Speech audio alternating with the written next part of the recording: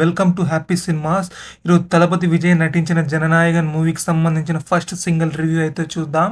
మన తలపతి విజయ్ బర్త్డే సందర్భంగా ఒక పోస్టర్, దానికి సంబంధించిన గ్లిమ్స్ అయితే వచ్చింది. తలపతి విజయ్ బర్త్డే సంబంధించిన గ్లిమ్స్ కాబట్టి ఆయన మీదే ఫోకస్ చేసి మొత్తం గ్లిమ్స్ అంతా ఆయనకు సంబంధించిందే ఉంది. నాకైతే డౌట్ ఈ గ్లిమ్స్ లో కనిపించే షార్ట్స్ అంతా మూవీలో వస్తాయో లేదా అనేది. అయితే ఈ షార్ట్ కి సంబంధించిన సీన్స్ అయితే మూవీలో ఖచ్చితంగా ఉంటది అనుకుంటాను నేనైతే. గ్లిమ్స్ లో తలపతి విజయ్ లుక్స్ అయితే చాలా సూపర్ గా ఉంది.